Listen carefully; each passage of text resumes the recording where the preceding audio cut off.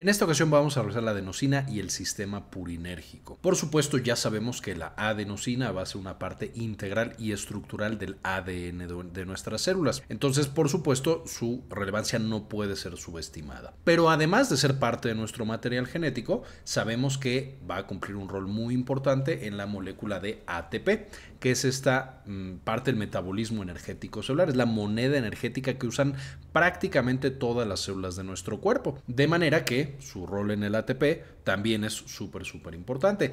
En tercer lugar, vamos a ver justo en esta sesión que la adenosina particularmente puede separarse de su rol energético y del ADN y funcionar como un importante mensajero y factor de señalización celular. Casi todas las células van a poder platicar entre ellas a través de la expresión de adenosina y los receptores de adenosina, que son conocidos como receptores purinérgicos. Originalmente se consideran gliotransmisores porque una de las células en las que se encontró primero, por supuesto, eran las células de la glía. Ahora se sabe que también funciona como un neurotransmisor, en algunos casos incluso un neurotransmisor clásico. Ahorita vamos a ver qué es eso. Y finalmente, por supuesto, van a participar en la comunicación de muchos otros tipos celulares. Entonces es un factor de comunicación extremadamente importante. Y como también comentaba, van a tener una transmisión sináptica y una transmisión extrasináptica. Entonces, primero que nada, tenemos a la adenosina, que es por supuesto esta molécula de aquí con el azúcar ribosa, con la base nitrogenada adenina, y va a tener 3 fosfatos pegados. Este sería el ATP. Sabemos que cada fosfato pues le otorga energía a esta molécula, es un almacén, y por supuesto cuando queremos que las proteínas y las células hagan algo, van a tomar estas moléculas de fosfato que son de alta energía y lo van a utilizar. Este ATP completo, desde la base nitrogenada hasta el último fosfato, va a ser usado como un neurotransmisor clásico. Es decir, vamos a tener algunas neuronas que van a producirlo, por supuesto, van a guardarlo en vesículas junto con otros neurotransmisores, principalmente acetilcolina y noradrenalina, y cuando se secreta por la vía tradicional de la sinapsis, la vesícula se vacía y libera acetilcolina y ATP o noradrenalina y ATP al espacio sináptico. Además de esto, la célula va a ser capaz de, ya quedamos, metabolizarlo, va a ser capaz de recapturarlo en muchas instancias y es por eso considerado como un neurotransmisor clásico. Y evidentemente, siendo un neurotransmisor clásico, vamos a tener que los receptores purinérgicos a los que se va a acoplar el ATP van a estar en nuestra neurona postsináptica, entonces van a ser parte de toda esta maquinaria de señalización entre la neurona A y la neurona B. Por otro lado tenemos la adenosina. La adenosina, notarán que ya no es una molécula cargada energéticamente hablando, no tiene estos 3 fosfatos, se le cortaron y entonces solo tenemos la base nitrogenada y el azúcar ribosa. Esta va a funcionar como un neurotransmisor o un mensajero químico no clásico, es decir, las neuronas lo van a producir pero no lo van a guardar tal cual en vesículas que están en el espacio sináptico, no lo van a secretar con el mecanismo ya conocido que entra el calcio y tenemos todo el complejo proteico SNARE y se va a liberar a la sinapsis y va a activar receptores postsinápticos, sino que básicamente podríamos imaginar que la neurona y las células en general lo están liberando como si lo sudaran. Por cada poro que tiene la célula puede liberar esa adenosina y esta va a ir moviéndose a través del espacio y el líquido extracelular y va a tener contacto con todas las demás neuronas o células que tengamos en ese mismo espacio. Además, la secreción va a ser continua, no necesitamos el potencial de acción y no necesitamos la entrada de calcio y los demás mecanismos. Finalmente, vamos a tener una hipersecreción cuando tenemos básicamente algo que está lesionando a esa célula o algo que está siendo energéticamente costoso. Algunos de los datos clásicos: la isquemia, cuando no está llegando suficiente sangre con oxígeno a mi tejido; la hipoxia, que es cuando no llega oxígeno; y el estrés metabólico. Aquí incluso podemos incluir, por supuesto, al simple trabajo de las células. De hecho, uno de los estímulos clásicos en los cuales va a participar la adenosina,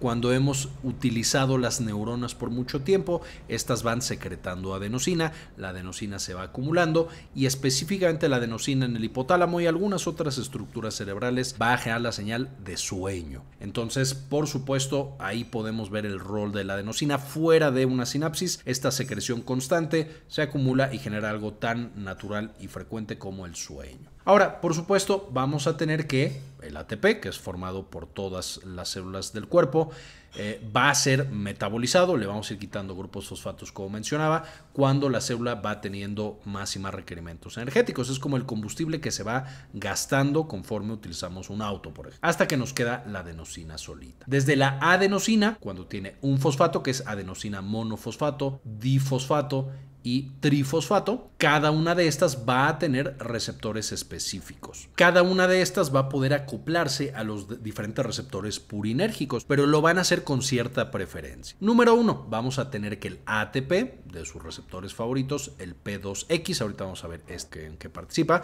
pero en términos generales va a ser un receptor acoplado a un canal iónico. Es decir, cuando el ATP se pega a este receptor, que podría ser justamente en una sinapsis tradicional, vamos a tener que, al abrirse, entra sodio, sale potasio y entra calcio, esencialmente causando una despolarización de la célula que nosotros estamos afectando, y potencialmente el calcio usado como segundo mensajero para plasticidad sináptica o para secreción de otros neurotransmisores. Vamos a tener que el ATP también se puede unir al receptor P2Y, que, como pueden ver aquí en su estructura de 7 dominios transmembranales, es un receptor acoplado a proteínas G. Particularmente se va a acoplar a una proteína G que incrementa calcio intracelular. Ahorita de nuevo vamos a verlo. Entonces P2X y P2Y son a las que más va a tener afinidad el ATP. Y también a las que van a tener afinidad todas las moléculas que tienen alguna cantidad de fosfato. Entonces estos que tienen 2 fosfatos y un solo fosfato, es decir, adenosín monofosfato, se van a pegar también al receptor P2Y. Finalmente, la adenosina solita se pega a otro receptor acoplado a una proteína G, usualmente una proteína G inhibitoria, una proteína GI,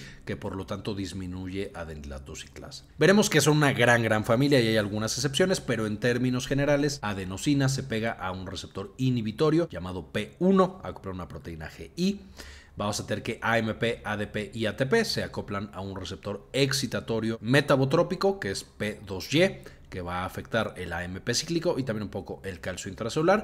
Y finalmente el ATP se va a acoplar a P2X, que va a permitir la entrada o el flujo de iones de manera principalmente excitatoria a través de entrada de sodio y la entrada de calcio. Si le hacemos un acercamiento, esto es lo que nosotros veríamos. Aquí tenemos los receptores, tenemos la gran familia de receptores P1 y la gran familia de receptores P2. Aquí, digamos, invertimos el orden que teníamos en la diapositiva anterior. Entonces, por un lado tenemos P2, aquí tenemos P2Y y P2X. Quedamos que todos la familia P2 van a acoplarse a adenosina que tenga algún tipo de fosfatos, AMP, ADP y ATP. Entonces aquí podemos ver que prefieren justamente ATP como el ligando para este receptor específico. Si le deseamos más un acercamiento, P2X tiene 7 subvariedades y P2Y tiene 8. Sin embargo, para este video introductorio vamos a quedarnos con que P2Y está acoplado a una proteína GQ, es decir, va a incrementar la cantidad de calcio y por supuesto va a asociarse a una activación del sistema inmune, las plaquetas y la coagulación. De hecho, de lo principal que van a producir y a lo que van a responder las plaquetas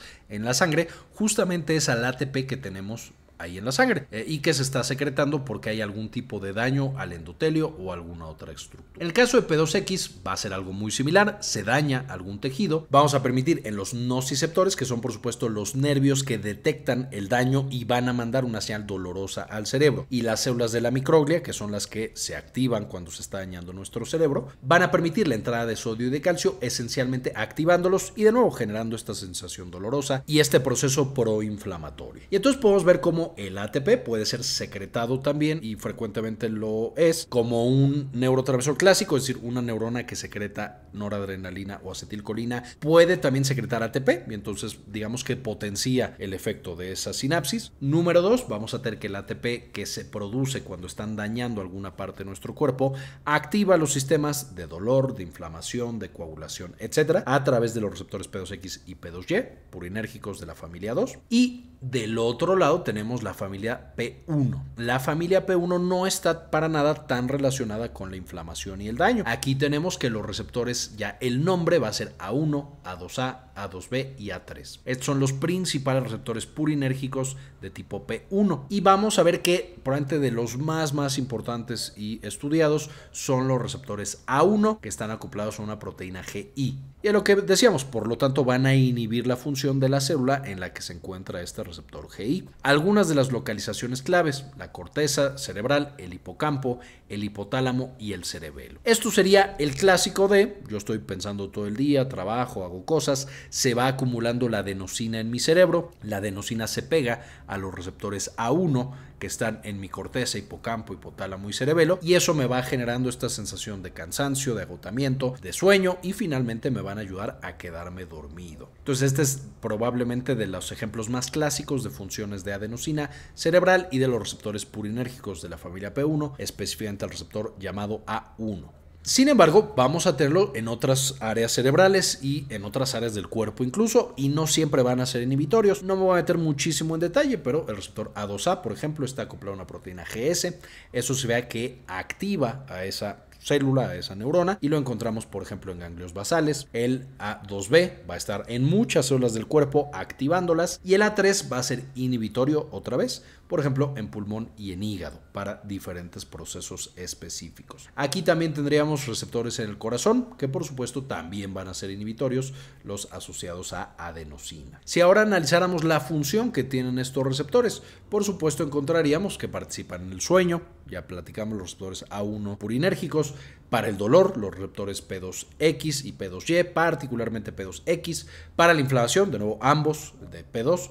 Metabolismo energético, movimiento y coordinación, y van a estar localizados en muchas partes del cerebro: hipotálamo, nociceptores, microglia, tejido inmune, hígado, cerebelo, etcétera, etcétera. Entonces van a participar en una gran cantidad de procesos y en una gran cantidad de sistemas, modificando las células que tienen estos receptores purinérgicos. ¿De dónde van a venir? Ya quedamos que empezamos con el AMP. Por supuesto, aquí podríamos agregar ADP y ATP, es decir, con 2 fosfatos y 3 fosfatos, pero esencialmente cuando estamos ya destruyendo, metabolizando esta adenosina, de la AMP, la 5-nucleosidasa lo convierte ya en adenosina. De la adenosina vamos a poder pasarla por una adenosina desaminasa, que lo convierte en inosina. Esta inosina va a pasar por la nucleósido fosforilasa a una hipoxantina, y de la hipoxantina hay varios pasos intermedios metabólicos que son importantes. Estos ya los vimos en la clase de gota, que les voy a dejar el enlace en la parte de arriba, pero esencialmente tarde o temprano llega a ácido úrico,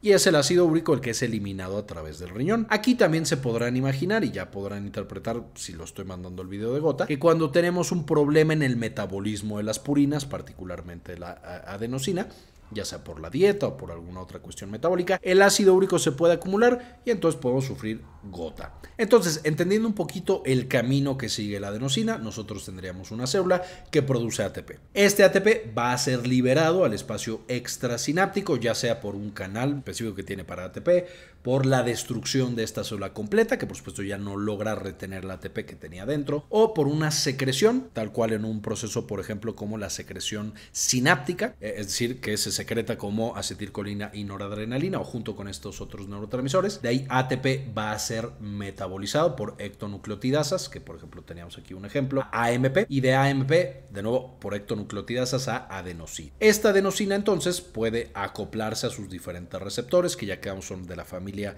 P1 de receptores purinérgicos, siendo A1, A2A, A2B o A3. Esta adenosina de ahí puede ser metabolizada aún más a través de la adenosina desaminasa, y por supuesto se convierte en inosina y continúa al resto del metabolismo de las xantinas y hasta ácido úrico para ser eliminada por el riñón. También la adenosina puede venir directamente de una adenosina a través del metabolismo que tiene la propia célula de su material genético, del AMP o del ATP. Entonces esto nos va a llevar por la vía de la homocisteína y finalmente a la adenosina, y de la adenosina ya es secretada a través de un transportador de nucleótidos. Este transportador de nucleótidos es bilateral, es decir, puede sacar a la adenosina o puede volver a meterla y que ya adentro se utilice para diferentes cosas: AMP, formación de ADP, de ATP. De esta manera, esencialmente estaríamos reciclando adenosina que esté extracelular, es decir, el espacio extracelular en el líquido que está ahí flotando. Y entonces pueden ver que es bastante flexible, podemos mandar la adenosina a muchos sitios y puede tener muchas funciones, y es por eso que tardó tanto en descubrirse que era un mensajero químico,